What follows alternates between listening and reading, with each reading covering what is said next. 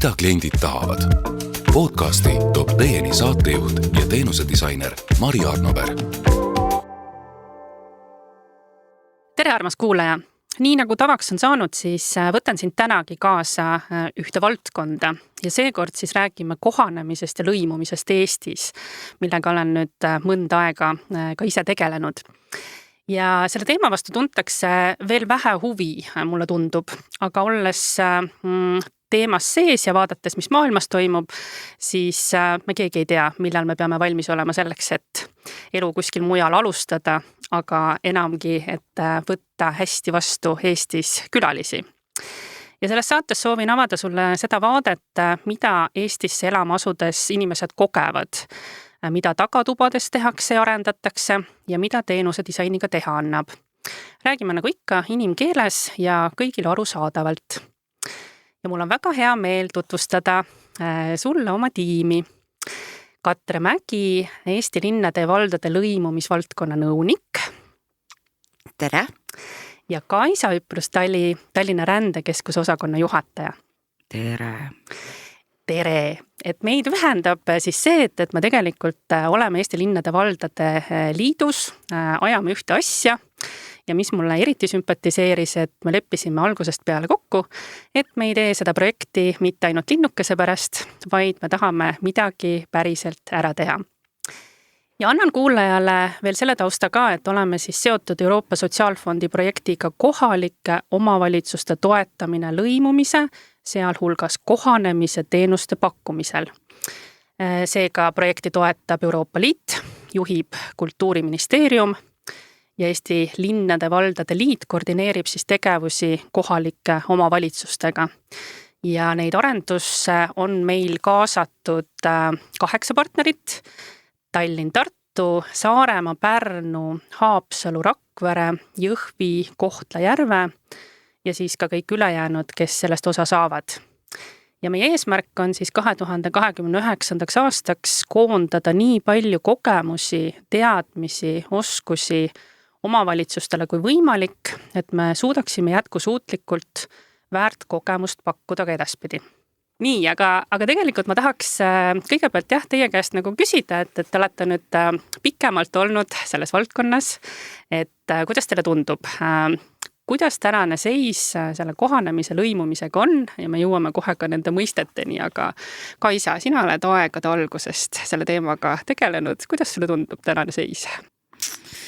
Ma pole isegi nii vana, et olla aegade algusest, aga ma olen selles valdkonnas olnud aastast 2015, kui Euroopas oli eelmine rändekriis, mille raames siis teadupoolest Eestisse ka ümber paigutati ja asustati inimesi, nii et valdkonna kogemust on umbes enam-vähem 10 aastat. Ja kui mõelda selle peale, et kuidas see valdkond on või ei ole arenenud selle aja jooksul, siis kahtlemata on. Ja kui üldse midagi positiivset saab välja tuua, siis selle täiemahulise sõja kontekstis, siis see on see, et mitte kunagi varem ei ole sellisel määral ka lõimumisele ja kohanemisele Eestis tähelepanu pööratud. Varasematel aastatel tulijaid tegelikult on olnud vähe, kaitsesaajaid, rahvusvahelise kaitsesaajaid, mis iganes erinevas staatuses veel vähem ja kogu see temaatika on teiste teemade taha nagu väga suurelt varju jäänud.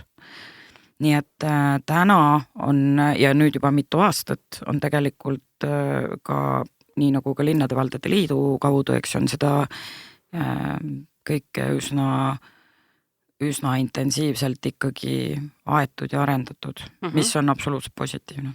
Just, ja Tallinna Rändekeskus siis on Tallinna linnavalitsuse allüksus, mida sa juhid, et sa tegelikult näed igapäevaselt, milline seis meil Tallinnas on?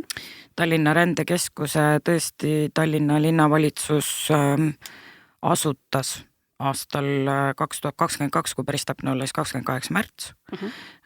Ja just ennekõike alustuseks seetõttu, et Tallinnasse saabuvate Ukraina põgenike vool oli väga suur ja inimestega tegelikult oli ikkagi vaja tegeleda. Ja samamoodi, sa kui sul tulevad inimesed, kes on kodust minema jooksnud kilekott näpus, siis üks moodus töötada tõesti on see, et sa lihtsalt ka pakud inimestele sõbralikku nägu, aga sa pead tegelikult ka selle sõbraliku näo taga ja kõige taga, mida sa inimestele toetuseks pakud, on võrdlemisi keeruline ja bürokraatlik süsteem ja seda süsteemi tuleb ka tunda selleks, et teha ja toetada inimesi professionaalselt. Just, selleni me jõuame. Aga Katre, sina liitusid täpselt 2 aastat tagasi. Minul on täna tähtpäev. Palju õnne! Mina olen selles valdkonnas nüüd olnud tööl täpselt 2 aastat ja 4 kuud. Ja kui ma oma taustast räägin, siis ega ma võin öelda, et ma olen sotsiaalvaldkonna mammut. Ma olen pea 30 aastat töötanud ja arendanud sotsiaalvaldkonda Kesk-Eestis, väikses omavalitsuses Amblas. Kui toimus omavalitsuste ühendamine, siis ühinesid 7 Järvamaa omavalitsust ja siis ma asusin juhtima sotsiaalosakonda. Ja nagu Kaisa jutu jätkukski võin öelda, et ega minul kohalikul tasandil sellist kogemust ja teadlikkust rändest kui sellisest tegelikult ei olnud. Ja see ka sai mulle selgeks 22 aastal, kui puhkes Ukraina sõda. Ja kui märtsi alguses Järvamaa vabatahtlikud läksid Poola ja tõid meile Järvavalda sõjapõgenikud, kelle ettevalmistustööd meil hakkasid kohe, nii kui me teada saime, kuhu me nad paigutame, kuidas me neid toetame ja mis on see esialgsed sammud, et kuidas korraldada, sest tegelikult ei olnud ju kellelgi juhiseid, kuidas teha, mida teha ja kuhu kellega peab suunduma. Et see oli kõik alles nii algusjärgus ja ka Eesti riik alles seadis oma suundi. Ja kuidas sul täna tunne on? Täna, kui ma sellesse valdkonda sisse astusin, siis mind natuke ehmatas, sest minu arust selle informatsiooni segasus ja üleküllus oli nagu tohutu. Ja ma proovisin kõigepealt nagu aru saada ja mis mulle nagu ülipositiivselt mind aitas, oli see, et mul olid kõrval kohaliku omavalitsuse esindajad, kes olid kokku puutunud ja kohe oli mul heaks nõuandjaks, minu suunajaks, juhendajaks oli Kaisa. Ja mulle tundub, et me oleme selle tiimiga nagu väga hästi niimoodi liikvele saanud. Aga kui mina eelmine aasta siis liitusin, siis ma tulin täiesti valdkonna väliselt ja mina tundsin ka, et teema on väga kompleksne. Siin on väga palju osapooli, kes kõik püüavad Eestis siis aidata inimestel Eesti eluga kohaneda.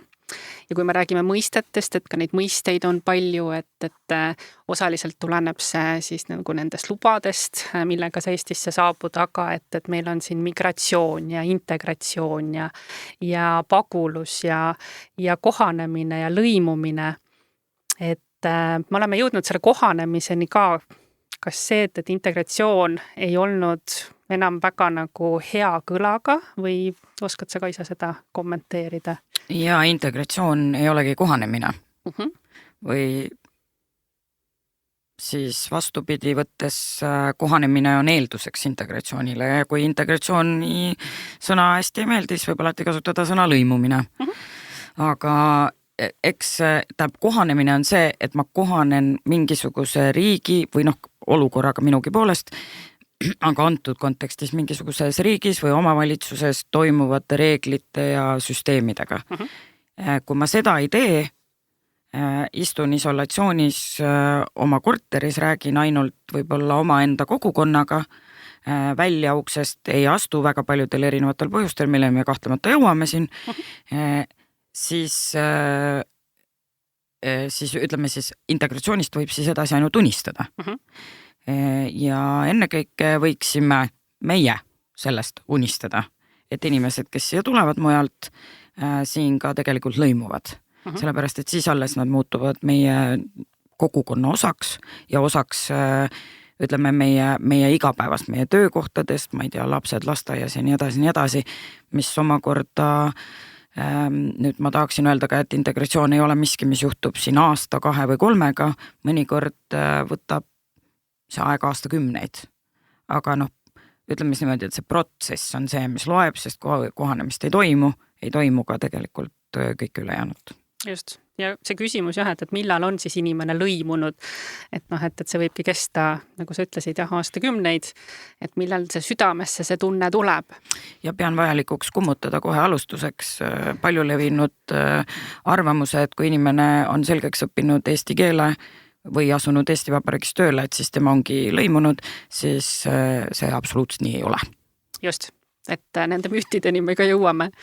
Ja meil on siis olnud niimoodi silme ees, et me vaatame neid sihtrühmasid selliselt, et meil on siis inimesed, kes on vähem kui 5 aastat siin olnud. Ehk sisserändajad. Uus sisserändajad, oleme täpsed. Just. Siis on rohkem kui 5 aastat ehk pikaajalise kultuuri- ja keeletaustaga inimesed. Just. Ja Eesti kodanikud, kes elasid mujal, aga tulid koju tagasi. Mõiste tagasipöördujad. Ja nii et ja siis tekivad need eeldused, et näiteks eestlane, kes on mujal elanud, et mis tal siis häda, et tuleb tagasi ja küll ta hakkama saab, et leia omale töö ja hakka pihta. aga see mitte ei ole nii lihtne. Lisaks ei saa me ära unustada, kui me rääkisime praegu meie sihtrühmadest, kellega meie projekti raames tegeleme, siis kahjuks on meie projekti tegevused suunatud 18+ sihtrühmale. Et meie ei saa oma tegevustesse kaasata lapsi. Ja, see on ka oluline ära märkida. Just. Ja siit aga ütlen jälle vahele, me ei saa kogu tervikvaates või ära unustada inimeste elukaart. See on keeruline, aga see ei ole, mis hea sõna on, tröstitu. Sellepärast, et kui vanem ei lõimu, siis lapsel lõimuda on väga keeruline.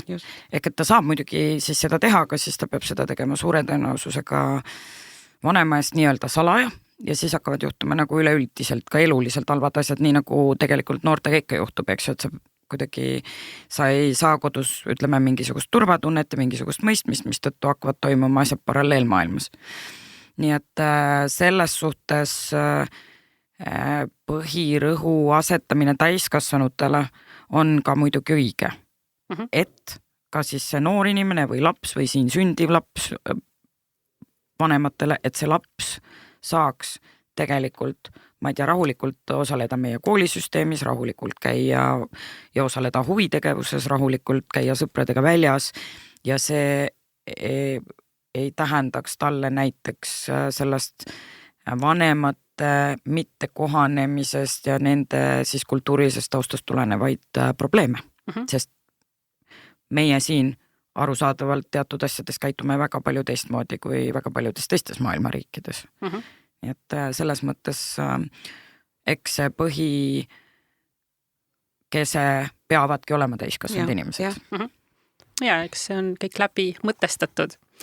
Nüüd aga paneme ennast siis sihtrühma kingadesse, et me oleme siia Eestisse saabunud kas siis töö, armastuse, õpingute või uudishimu tõttu ja siis me äkitselt oleme olukorras, kus me põhimõtteliselt peame oma elu hakkama ikkagi nullist vist üles ehitama. Ja mis meid siis ees ootab, et mida meie sihtrühmad meile ka teada on andnud, et tegelikult sellega 10 aasta jooksul on tehtud väga palju uuringuid ja meie siis eelmisel aastal tegime 2-3 suuremat uuringut, kus meile siis andsid üle 1000 inimese tagasisidet, et kuidas nad siin tunnevad ennast. Ja siinkohal tahame neid kõiki inimesi tänada, et nad võtsid tegelikult nagu tõesti kas 3/4 tundi, tund oma elust ja andsid väga põhjalikku tagasisidet. Ja mis me siis teada saime ja keda me võib-olla siis kõige vähem seni nagu tundsime. Kas tahate kommenteerida, et No ma võin kohe kohaliku omavalitsuse pika töökogemuse põhjal ja siis selle uuringu tagasiside põhjal öelda, et tegelikult oli see sihtgrupp, kellelt me saime väärtuslikku sisendit tagasipöörduja. sest ta on tegelikult kohaliku omavalitsuse jaoks ikkagi suht-koht kauge. Teda võetakse kui Eesti inimest, kes on Eestis elanud, kes on siia küll tagasi tulnud, aga võetakse nagu loomulikult, et ta peaks teadma, mis meil siin Eestis toimub ja kuidas meil asjad käivad. Tegelikult on uuringu tulemusest selgus hoopis midagi muud.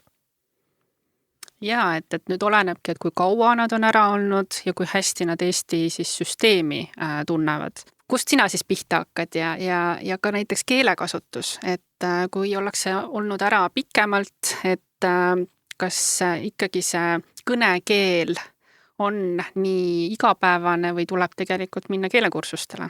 Ilmselgelt keel muutub. Kui sa oled 20 aastat Eestist ära, siis keel või siis Tallinn või siis need, ma ei tea, äpid ja kõik see majandus ilmselgelt nõuab uuesti kohanemist. Lihtsalt kuidagi haakida ennast Katre poolt öeldu külge ka.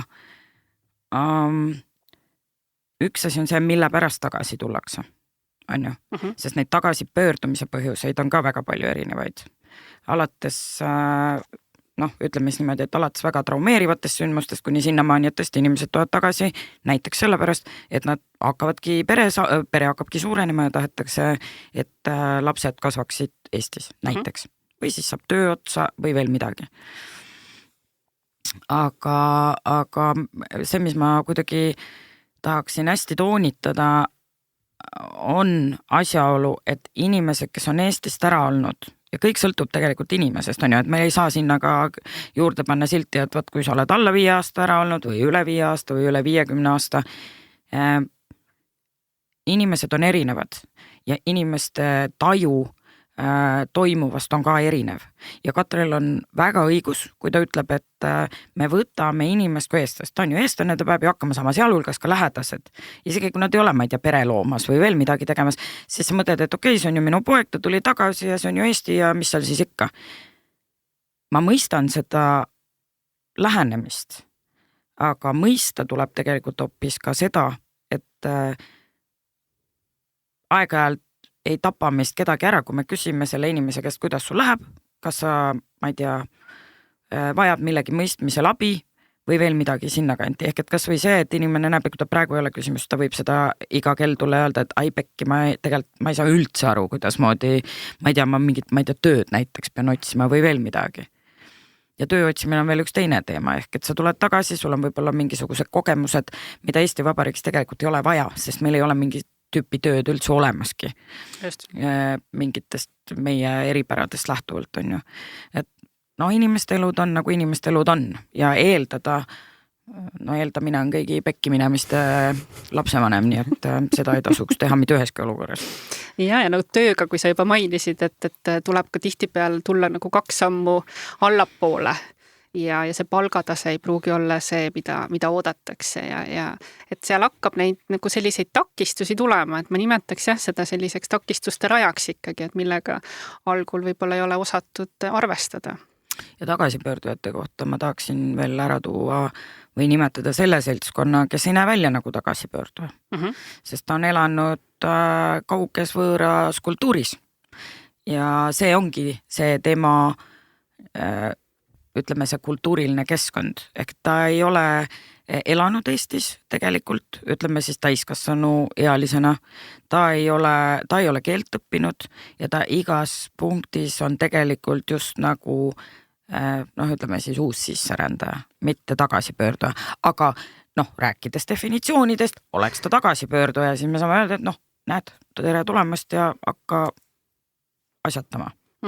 Et siis teiste sõnadega ta on võtnud selle teise kultuuri ja keele rohkem omaks kui Eesti. Kui sa oled kuskil põhimõtteliselt kasvanud ja siis seal ka elanud, siis absoluutselt nii on.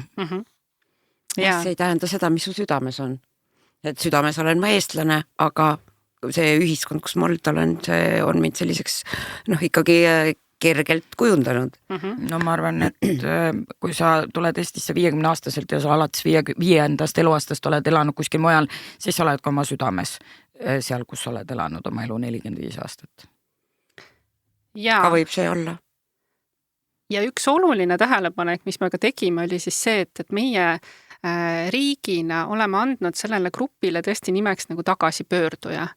ja kui me siis nagu uurisime, et kuidas nad ennast ise nimetavad või kas nad oskavad tagasipöördujana ennast defineerida, siis kurb tõsiasi, ei, nad seda ei oska ja seetõttu nad ei oska ka Google'isse sisestada sõna tagasipöörduja, et leida endale sobivat infot, mis tähendab, et siin tekivad sellised käärid, et kuidas me neid kõnetame, kuidas me nad kätte saame, kuidas me seda infot nendeni siis viime.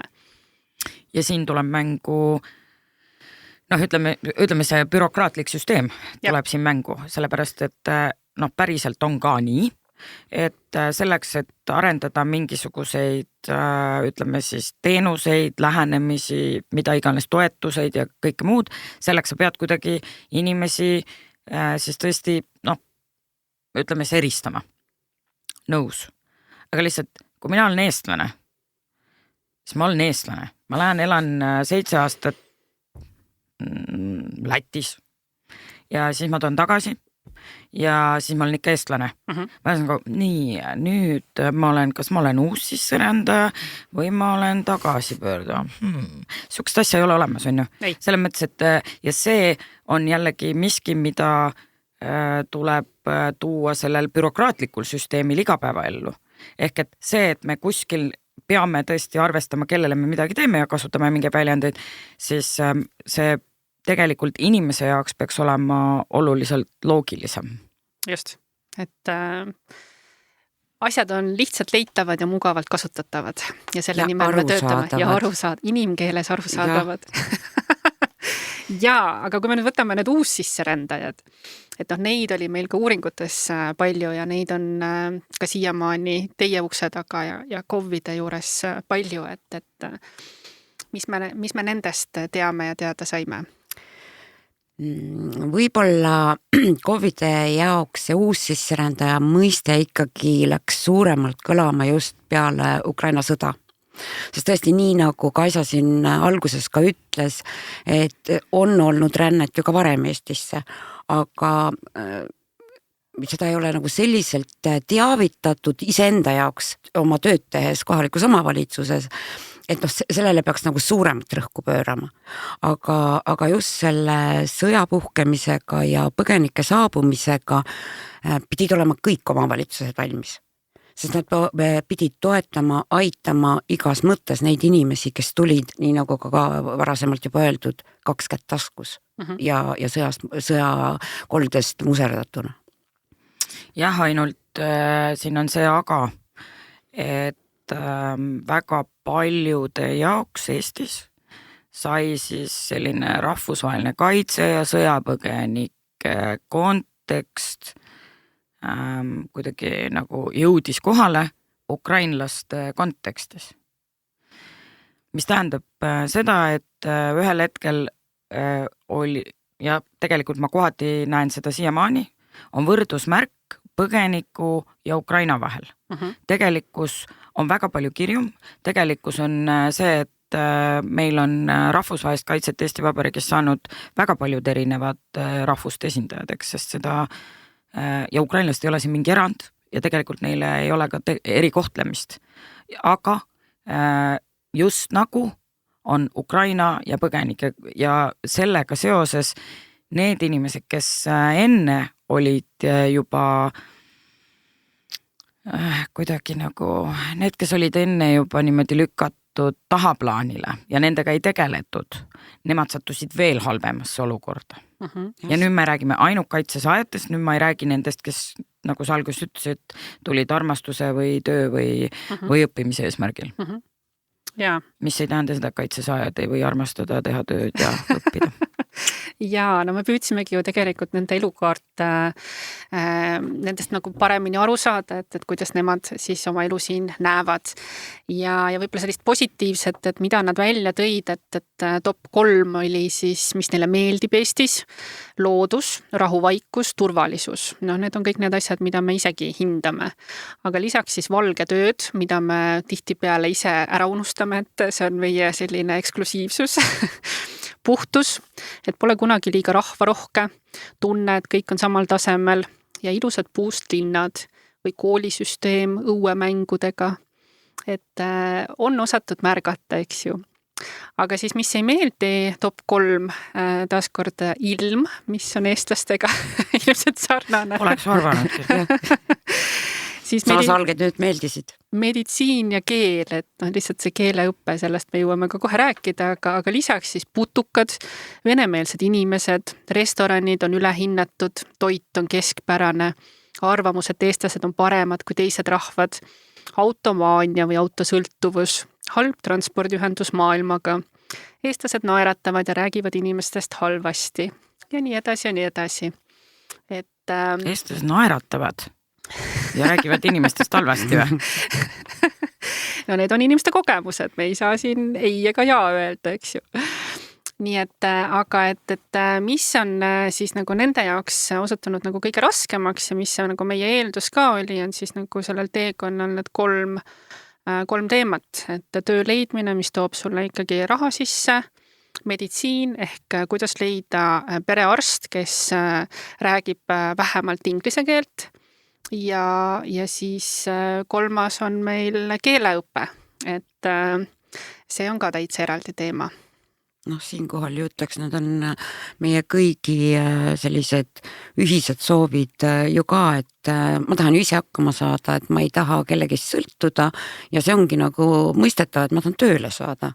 Mul on käed-jalad terved ja ma tahan tööd teha ja see sellepärast ka sealt välja nagu tõstetuski see tööle saamine ja see murekoht. Ja mulle tundub, et me nagu järgnevatel aastatel peaksime ka piirkondlikult rohkem nagu tähelepanu pöörama, et kes on need spetsialistid, et neil on kõigil mingid diplomid või mingid oskused kaasas. Et kuidas neid nagu paremini siis kogukonnas... No kõigil ei ole. No kõigil ei ole, absoluutselt. Jah, seda küll, aga et need, kellel on, et kuidas neid siis võimalikult hästi ka Eestis rakendada. Oled sa päris? Järgmine kord, kui ma maailma loon, siis kindlasti saab see olema täiuslikum, aga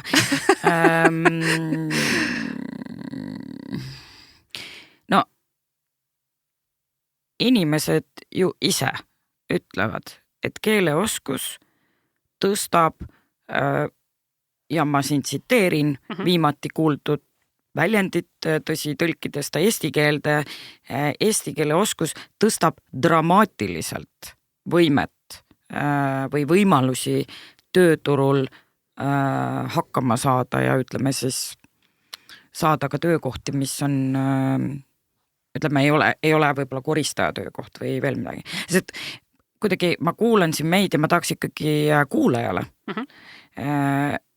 öelda, et ühest küljest me räägime nüüd rändetaustaga inimestest üldiselt, aga me räägime tegelikult selle sees on väga erinevad grupid, nii nagu enne ka juttu oli, ja nende gruppide sees on veel grupid, eks ju. Ehk et inimestel on seoses oma riigis viibimise staatusega ka mõnevõrra erinevad võimalused saada näiteks riigi poolt mingisuguseid hüvesid või siis neid mitte saada.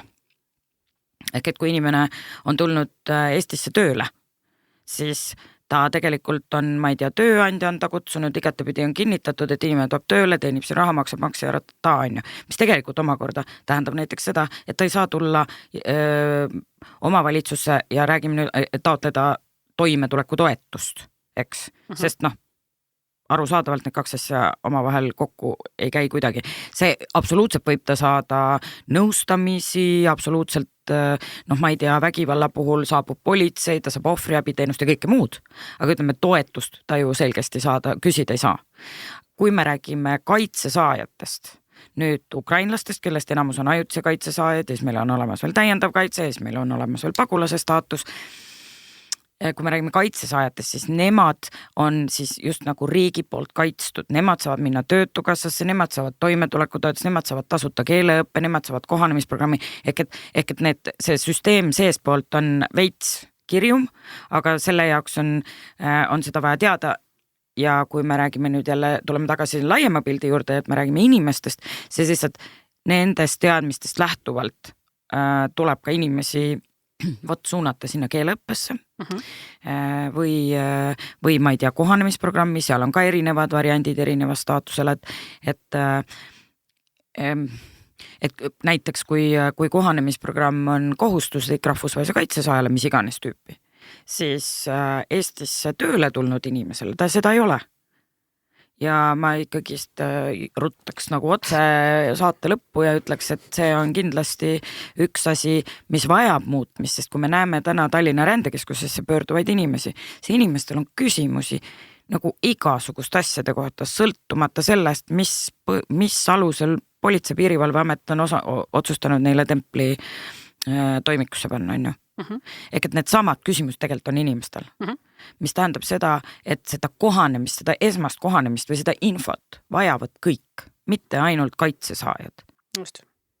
Siinkohal ütlen veel vahel, et me eelnevalt rääkisime tagasipöördujatest, tegelikult tuli ju ka see välja, et ka tagasipöördujad vajavad kohanemisprogrammi, sellepärast et ka aru saada, kuidas meie Eesti ühiskond toimib. Just, et võt see on nagu see koht, et me ise siin sees olles eeldame, et aga see on ju lihtne ja loogiline, kuidas siis kõik saavad ühtemoodi aru. Või teine asi, et just nagu see Kaisa poolt toodud näide, et kui tuled töörändega, on ju, et sul ei olegi mitte midagi vaja teha, sind tuuakse siia, sa töötad ja ongi kõik. Et sul ei olegi nagu muud ühiskonnast vajagi tarvis mitte midagi teada. Jah, või tulevad siia inimesed õppima ja toovad perekonna kaasa. Ma pean ausalt ütlema, et need, ütleme see perekond, kes on tulnud kaasa lõikes, olen ma näinud vaimselt kõige halvemas olukorras inimesi üldse, kes meil siin on. Nad on isoleerunud, nad ei ole just nagu üldse keegi. Neile ei pakuta mitte midagi. Eeldatakse mingil, minule täiesti teadmata põhjusel, et see, kes siia tööle tuli või õppima tuli, teab Eestist kõike ja siis tema võtab selle partneri ja siis seletab talle kõik ära.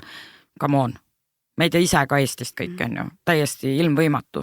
Nii et sellist mingisugust eeldustest me juba rääkisime, jälle pekkis. No siin me jõudsime tegelikult ju kõik koos juba ka ühe kitsaskoha, nii et me kõik eeldame, et kõik, kes meile tulevad, me rühmitame nad ära ja siis me ei vaata nagu tervet pilti, kes on siin kohal, et kuidas see rühmitus, eraldi rühmitatud inimesed kõik siin hakkama saavad.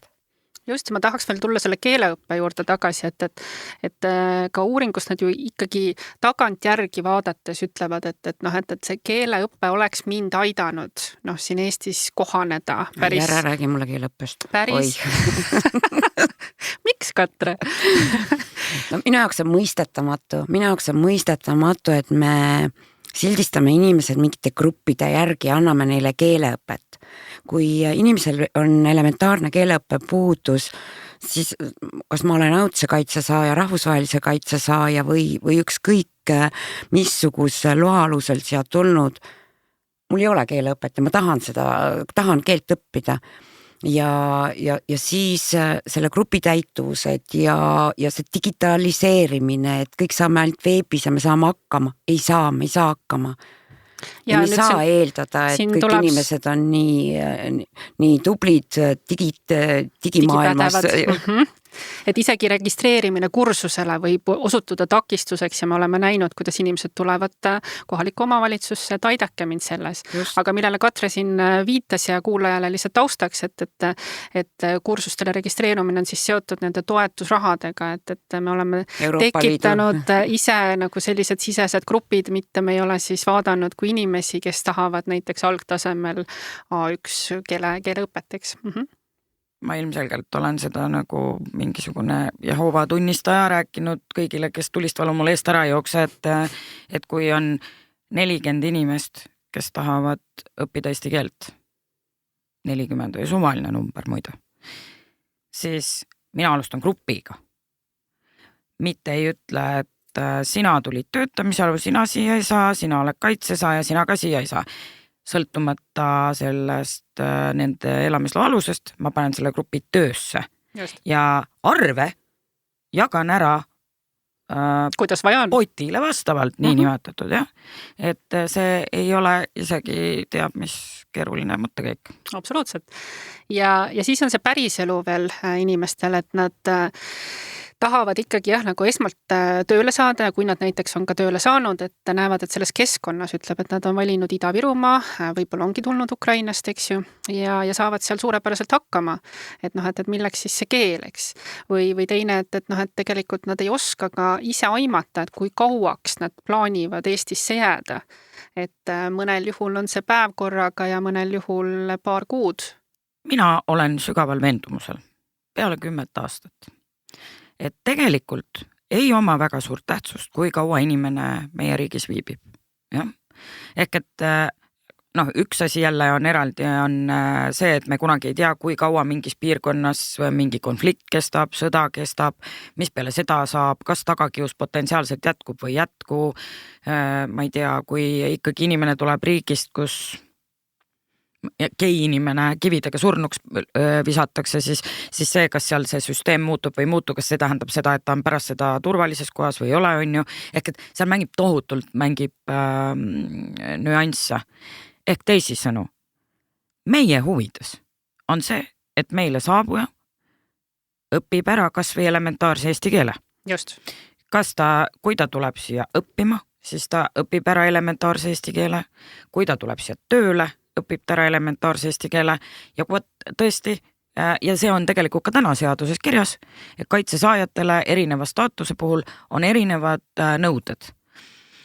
Kas see juba tänases vaates, eks ta kunagi võis ka täitsa lennata selline mõttekäik, aga see, kas see täna enam nii on ja kas ta praktikas nii toimib, on ise küsimus. Ehk et kui inimene saab mingi kaitse, siis ta peab näiteks ära õppima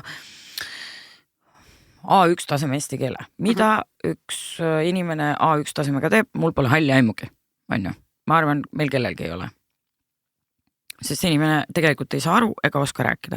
Ehk et see tase peaks olema alustuseks juba kõrgem. Ja teine asi, sest me tahame, et inimesed saavad aru, mis siin toimub. Just. Me tahame, et nad mõistavad, tänapäeval väga moodne värk, me tahame, et inimene saab aru kriisisõnumist, kui see talle näiteks saabub telefoni. Me tahame, et inimene saaks aru, kuhu ta minema peab, kui mingisugune jama on majas. Me tahame, et nad mõistaksid meie vaateid maailmale, eks ju, mitte ei võtaks mingisuguse tigeda naabri vaateid omaks, eks ju. Et see on ju meie huvi, mis tähendab seda, et meie huvi peaks olema ka eesti keele õppe teatud tasemeni vähemasti pakkumine kõigile ja sealt edasi teatud gruppidele siis kindlasti ka süvendatult. Just, ma peegeldasin lihtsalt ühe sihtrühma mõtet, aga et meie huvi on tõepoolest sellist väikest keelt panna motiveerima, et inimene siis, tal võiksid mingid uksed pärast seda avaneda, et on rohkem võimalus ja ta näeb, et tal päriselt on sellest kasu. Et see on üks selline tõeline väljakutse. Naabridest arusaamine on ka kasu tegelikult. Absoluutselt, jaa. Ja, kas sisserändajate poole pealt on veel midagi, mis... No ma arvan, et kui me sellel teemal räägime, siis me ei saa ära unustada ka seda, et me eestlased oleme väga tublid. Me paistame ka maailmas silma ikkagi oma digipädevusega. Ja me eeldame muidugi ka seda, et kõik, kes meie riiki tulevad, nad on ka samad digipädevad. Et kõik need süsteemid, mis me loome ja kõik me teeme enda inimestel on, et nad saaksid ikkagi digitaalselt riigiga suhelda, aga me unustame pisiasja ära, et see, mis meil võib-olla toimib, ei pruugi toimida nende inimeste jaoks, just nimelt nende uussisserändajate jaoks. Muidugi siin juures ega ka kõigi elanikkonnagruppide jaoks ka meil ei toimu. Me unustame palju rohkemat ära. Loomulikult unustame. Me unustame samal ajal ära ka selle, et me siin elame oma kultuuris. Väga paljud teised kultuurid tahavad päriselt rääkida inimestega. Ja nad tahavad päriselt tulla, päris paber käes ja päriselt tahavad tunda, et keegi on siin õla kõrval ja aitab midagi ära teha. Meie seal kodus, eks ju, lähed lähed ruttu panga äppi, teed tšak ära, täidad oma EMTA-st oma tuludeklaratsiooni värki, kõik on jube timm. On terve hulk kultuure, kes tõenäoliselt ei hakkagi seda tegema, vähemasti mitte siis ütleme esimese põlvkonna sisserändaja või nende lapsed juba küll. Ja seda ka ainult juhul, kui me siin oskame enda seda kohanemise ja lõimumise poliitikat ja suundi ja käitumist ja olemust nagu vastavalt ka suunata. Aga teatud hulk inimesi ei hakkagi seda tegema ja siis on veel üks asi, mõni inimene tahabki järjekorras seista, on ju. Ta tahabki tulla sinna, ta tahabki rääkida selle eesseisjaga, selle tagaseisjaga, see moodustab kohati terve sellise suhtluse, on ju, nagu siukse, mitte ma ei tahaks öelda, et nad käivad kõik koos igal pool järjekorras seismas, aga võib-olla see on päeva parim osa. Jaa, aga see kohati ongi. Ja vaata, kui sa tuled võõrast riigist ja sul ei ole siin, ma ei tea, õde, vanu klassiõdesid, klassivendasid, endisi töökaaslaseid, eks-abikaasad ja veel kedagi, siis, ja sa oled siin üsna üksi, siis tegelikult see moodustabki sinu päevast terve osa, kus sa saad rääkida kellegagi, kes võib-olla räägib sinuga sama keelt, tal on sama kogemus ja te nagu mõistate üksteist, on ju. Ja see ei ole mingisugune halb asi.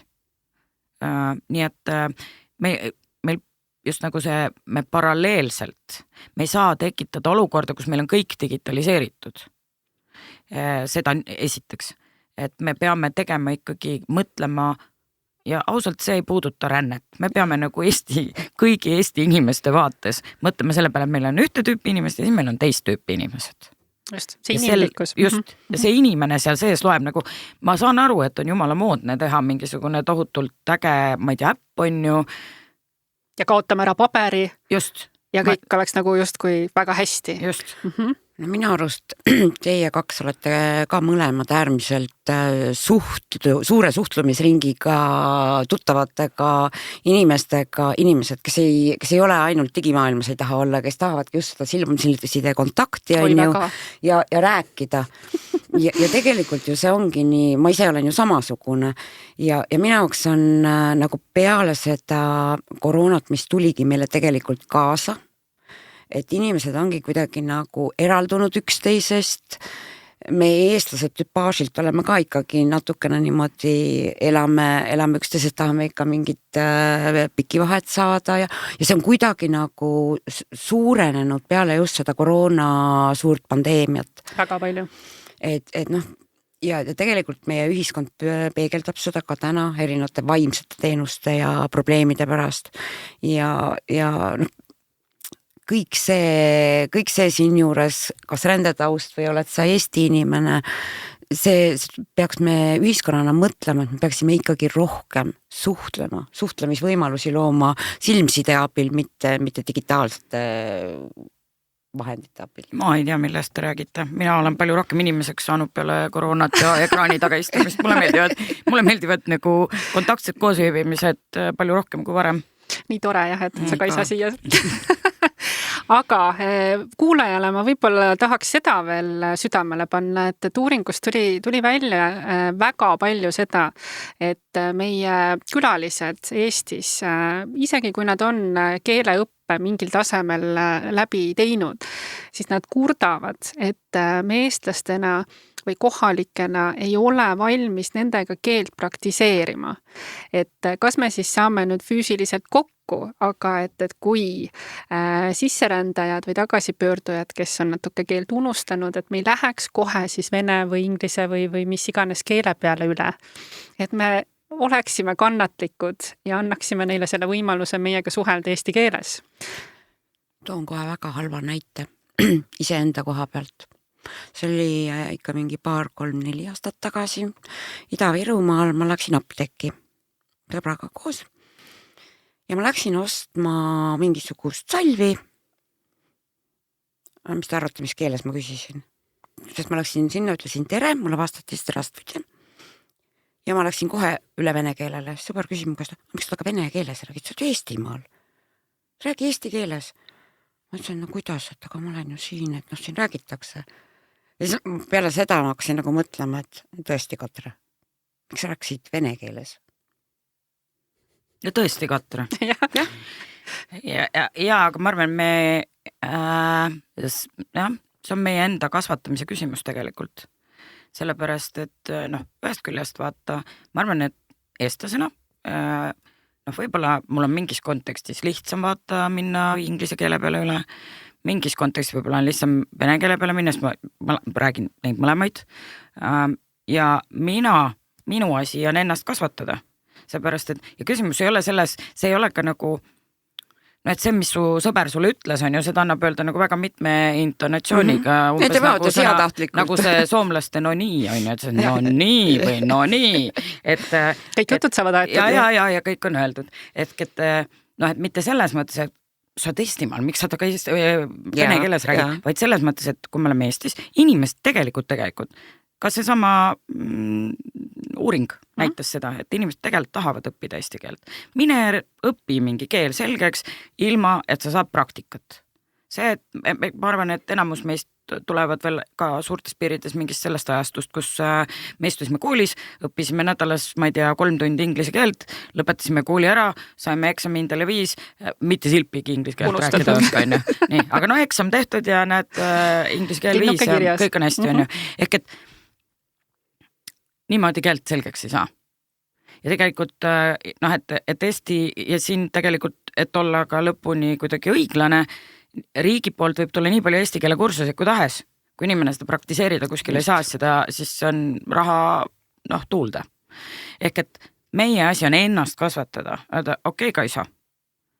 Esiteks, ma oma arust räägin jälle aeglaselt, on ju eestlane, nagu ikka selgub, et eesti keelt kõik välismaalased ütlevad, et te räägite nii kiiresti.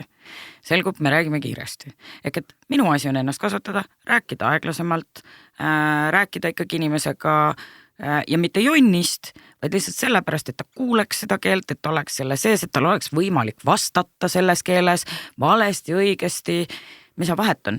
Inimene praktiseerib küll lõpuks ka õigesti välja, tuleb seda teha ei saa, siis ei tule see mitte kunagi välja, Ja olles ühe jalaga ka brändimaailmas, et me sel hetkel tegelikult kõik loome Eesti kuvandit, Eesti brändi, et mis meist tahame, et meist nagu räägitakse, et kas me oleme sõbralikud või... Jah, sõbralikud, viisakad, igal juhul lugupidavad, on ju. Selles mõttes, et mitte, et ma lähen sinna, et ma hakkan mingit kiusu ajama, on ju. Kiusu ajamise... Sest me loomulikult ei räägi, aga siis saab ka öelda, et ma räägin suga ainult eesti keeles nagu.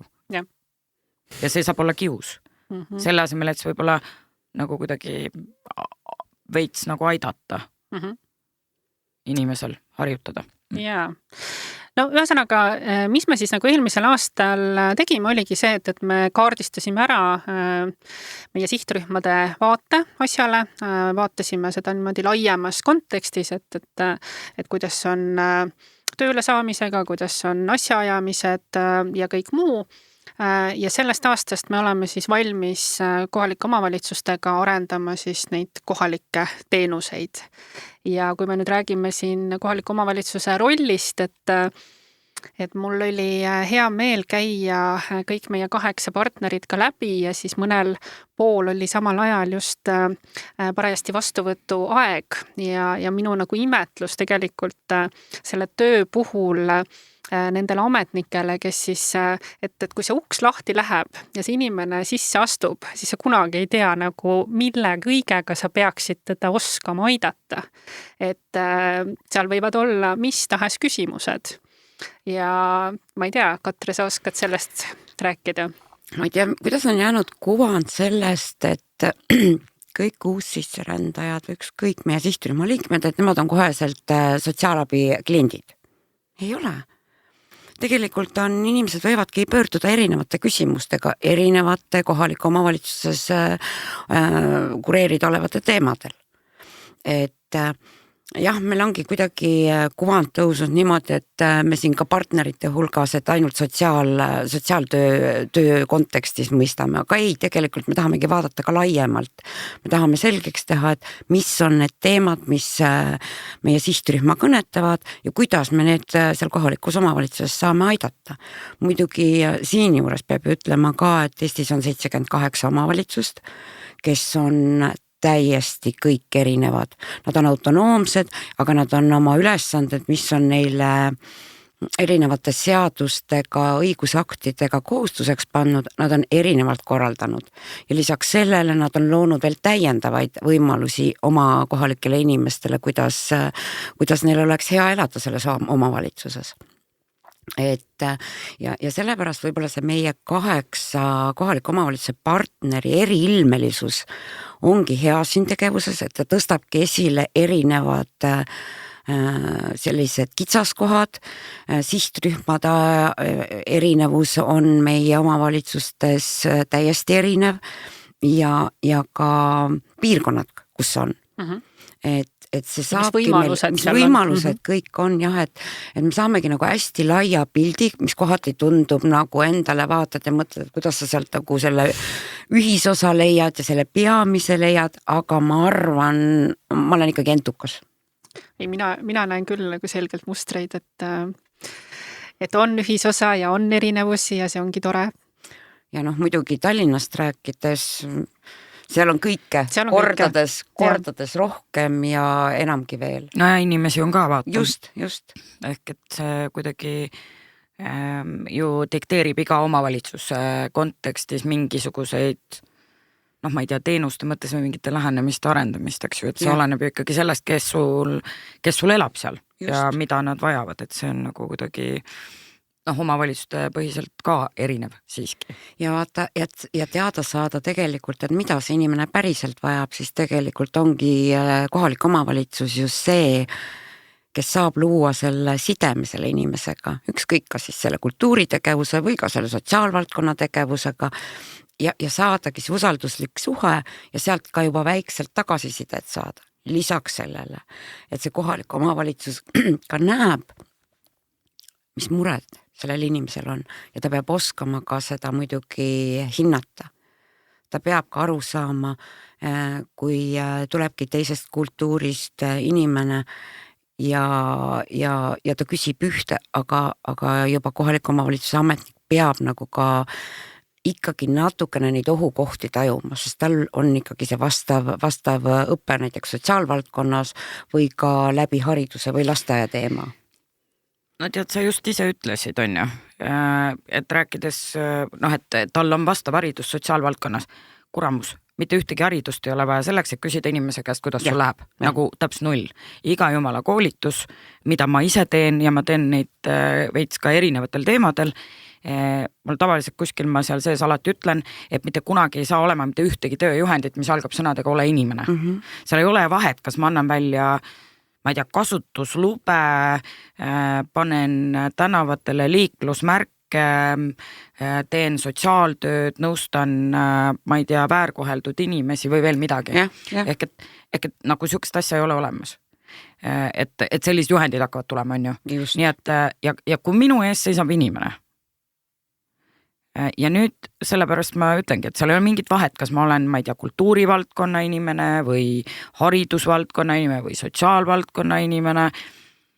Kui minu ees seisab inimene ja ma näen, või tal on küsimus või ma näen, et tal on mingi küsimus, et väga paljud teised kultuurid on selline, mina ise olen hakanud seda nimetama sisenemisküsimuseks. Väga tihti sisenemisküsimus on näiteks see, et kuidas mu laps saab kooli. Ja see on see küsimus, millega tullakse ja siis küsitakse ära ja siis sa tegelikult näed, kuidas inimene nii-öelda toksibarbaga kivikesi on ju, aga mina saan panna tuima ja öelda ja taega. Või siis ma saan küsida, et kas on veel mõni küsimus, millele sa tahaksid vastust saada, on ju. Ja vot seal tuleb see vahe sisse, jah.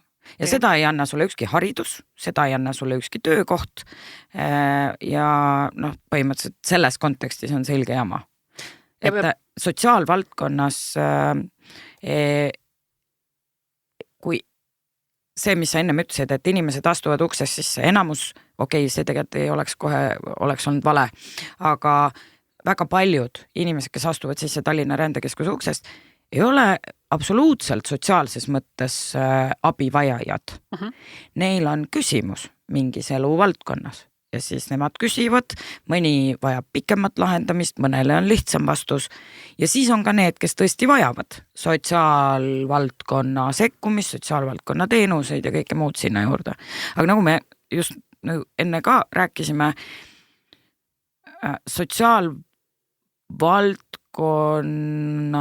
kuidagi siuke toimimine väga paljuski sõltub hindamisest. Erinevatele teenustele saab seoses läbi hindamise. Ja nüüd tuleb see inimene, kes tegelikult tahtis küsida, et kuidas moodi te õigupoolest seda prügi sorteerite. Ja siis me viskame talle konksu kuklasse, tõmbame ta tuppa ja hakkame teda hindama. Millist abi ta ikkagi vajab. Ehk et ühest küljest on see veits nagu ohvristamine, on, et me vaatame rändetaustaga. Mis kasti me ta paneme? Just me vaatame rändetaustaga inimest kui ilmselgelt sotsiaalselt nagu abi vajavat inimest. Teiseks inimene astub ukst välja ja see, et ta isegi võib-olla ei teadnud, et tal on võib-olla elus mingid traumad ja ta on nendega väga edukalt omaenda toimetulekumehhanismide abil toime saanud, seda tuleb sealt välja, halvimal juhul ta saab aru, et ta on väga hullus seisus, on ju. Ehk me peame nagu veits mõtlema ka, mida me teeme. Kõigi inimestega, lihtsalt me praegu räägime rändetaustaga inimestest ja seetõttu me keskendume neile. Ehk et võtaks nagu inimest, läheks mööda tema nagu küsimusi, märkaks asju, mis on tõesti spetsialisti või eksperdi asi märgata ja küsida sealt edasi, sest ka väga paljud inimesed, kes tulevad erinevatest kolmandatest riikidest Eestisse, see on nagu, kuidas ma ütlen, see on nagu veres, on siis selliste ametkondade mitteusaldamine. Noh, ma võiksin praegust ütlen, näed, Iraan ja kõik peaksid aru saama, millest jutt käib, on ju. Ja nüüd on jumalast jobu arvata, et mina istun seal ilus nagu ees, on ju, saabub inimene ja mina ometi olen nii usaldusväärne, kuidas ta mind ei usalda, kui kogu tema eelmine eluteadmine ütleb, et see lõpeb nagu alati väga nagu halvasti, kui sa oled, ma ei tea, aus ja avameelne ja nii edasi. Tema on rumal, et ta ei küsi. Just, aga mina istun seal ja mõtlen nagu, võt ja siis me tuleb sinna kõik järgi see, mida me just rääkisime. Ja no tegelikult me ju räägime selle töö puhul probleemide lahendamise kunstist. Ja nüüd on nagu see, et kui palju on meil nagu siis omavalitsuses seda kompetentsi, et tegelikult empaatiliselt kuulata, küsida õigeid küsimusi, sest see küsimus, millega ta pöördub, ei pruugi olla ka see, mis on nagu see tegelik abivajamise koht. Et ta võib näiteks töötuna soovida seda töötutoetust, aga et kas ta võiks näiteks oma restorani avada või ettevõtjaks hakata või noh, et näha laiemalt oma võimalusi, eks ju. Me peame nagu pikemas perspektiivis õppima ka selgeks selle, et see inimene, kellega ma töötan, ma pean mõistma tema tausta, eks ju. Nii nagu ka kõigi eestlaste puhul, nii ma pean mõistma ka välismaalt saabunud inimese sellist umbmäärastki päritolu ja tema potentsiaalselt, kuidas tema, millisest keskkonnast tema tulnud on ju. Ehk et, ja kui me tegelikult suudaksime niimoodi töötada, siis me tegelikult absoluutselt ei peaks selliseid saateid tegema, ma arvan. Absoluutselt, jaa. Et meie asi on tegelikult omavalitsus, meil on 78 omavalitsust. Meenus, ma tahtsin seda tegelikult öelda, 78 omavalitsus küll, aga inimesel, kes astub kuskil, sest kõik maailma asjad asuvad mingis omavalitsuses. Politsei asub omavalitsuses, sotsiaalkindlustusamet asub omavalitsuses, kõigil on mingisugune suunakood ja see suunakood tavaliselt viitab Tallinna linnale, Tartule, Pärnule, Albule ja nii edasi. Et me nagu inimese jaoks tegelikult suurt vahet ei ole. Tema, kas on omavalitsus või see on riigiamet, vaata. Ehk et selles mõttes see omavalitsus küll, et see omavalitsus on tõesti inimesele ju lähemal ja inimene astub sealt uksest sisse, aga inimese jaoks, tema jaoks on ebaselge, kas ta räägib riigiga nii-öelda või omavalitsusega või kolmanda sektoriga või veel midagi. Alles eile ma kuulsin juttu, kuidas üks inimene pidi täna minema kell 4 migratsiooniametisse ja mina mõtlesin, vahivärki, milline uus huvitav nimi on Politsei- ja Piirivalveametile siis nagu juurde tekkinud ja siis peale 5 minutit kuulamist sain aru, et ta on täna kell 4 aeg Tallinna Rendekeskusesse. Ehk et inimeste jaoks on see süsteemi poole pöördumine tegelikult üks ja sama. Just, ja see on see, et vajadus ja kuidas me seda vajadust... Ja et me võiks kõik osata rääkida, mitte ainult omavalitsus. Selle tegelikult tõi meie uuring ka välja ju, kui me küsisime ametkondade ja KOV-i kohta oli meil seal üks küsimus ja seal oligi nagu vastustest saime välja lugeda väga kenast, et tegelikult küsimusele vastaja, tema jaoks ei ole oluline, kas on Sotsiaalkindlustusamet, kohalik omavalitsus, Töötukassa. tema jaoks on see kõik üks riiklik süsteem. Just, ja nii nagu me oleme vaadanud, et Taani oma väga hea näitega, et Eestil puudub see üks sisenemisuks, et tema jaoks ei olegi vahet, et kellega ta siis nagu suhtlema peaks esimesena hakkama, aga just see, et sa saad nagu selle teadmise, et ahah, et kui ma tulin tööle, siis ilmselt need tööga seotud küsimused lähevad nüüd selle teekonna jadas nagu siit loogiliselt edasi või õppima tulles, et see on meil puudu, aga me töötame loogilisema ja mõnusama teekonna nimel. Ja siis süsteemi peame teadma meie, Just. mitte inimene. Just. Ja see kehtib kõigi inimeste kohta ja süsteemi kohta kõigi inimeste puhul. Just, kuna meil hakkab aeg otsa saama, siis võtame kokku, et mis need nagu sellised meie silmis praegu sellised suuremad takistused on, et mida me paneme südamele nendele inimestele, kes riiklikult ja ka kohalike omavalitsuste tasandil toimetavad ja millele nad mõelda võiksid. Et mulle meeldis, et me juba jõudsime nagu selleni, et me peaksime rohkem nägema inimest, olema inimkesksemad. Sa võtsid mul sõnad suust, ma mõtlesin, et ma saan lühedamalt rääkida, sest Kaisa niikuinii räägib pikemalt.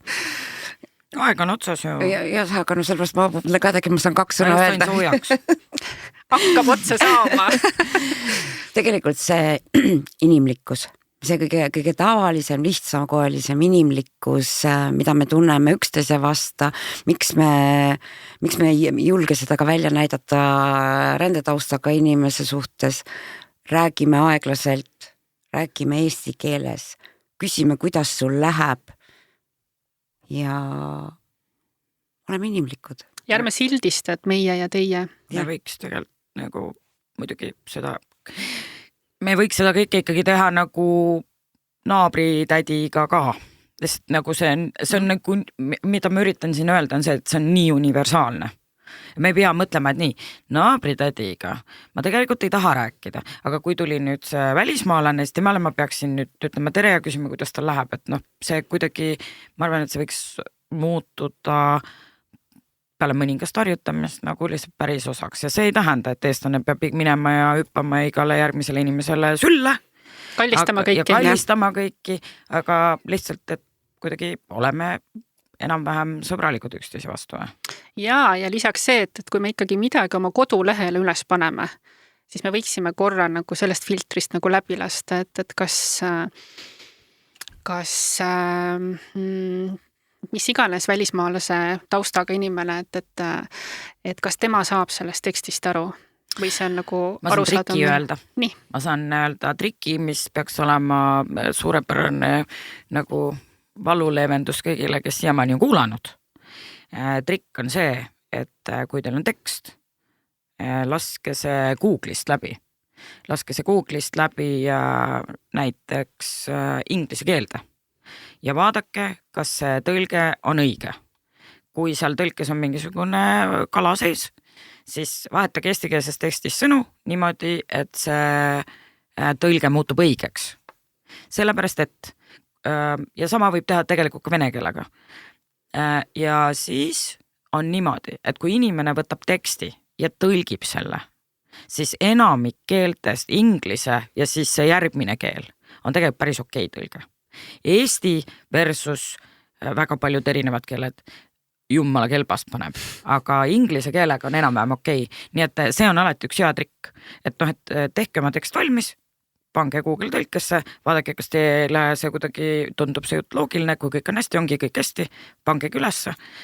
Ja lisaks, et kuhu te edasi suunate, kuhu see inimene läheb ja kas see teine organisatsioon teab ka, et ta on nüüd sinna edasi suunatud. Seda niikuinii, jah. Aga mõned asja me niimoodi eeldame.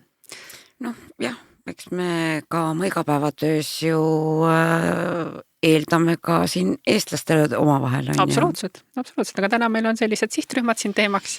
Kas oli midagi, mida me jätsime rääkimata, midagi olulist, mis peaks veel kõlama? Ja absoluutselt, valdav enamuse teemasid. Jäi rääkimata, tahtsin ka just seda öelda. Ja mina tahtsingi öelda, et kuulajal tasub silma peal hoida Eesti Linnade Valdade Liidu Facebooki lehel, kus siis väga palju infot me ka edastame. et arendustest ja tegevustest ja me oleme siis ka kodulehel, absoluutselt. Ja ma panen ka selle podcasti juurde need lingid, et mis kokkuvõtte me tegime eelmisest aastast, kui kedagi niimoodi süvitsi huvitab. Ja siis ka see, et me oleme nüüd nende sihtrühmadega jõudnud persoonade tasandile. Meil on siis 11 persoonat kui sihtrühma koondportreed ja töötubades me siis kohalike omavalitsustega püüame sel aastal aina paremini sihtrühmi mõista. Nii et mina tänan. Soovin kõigile ilusat saabuvat kevadet ja ärge unustage teenuste pakkumisel siis inimlikkust. Kuulmiseni!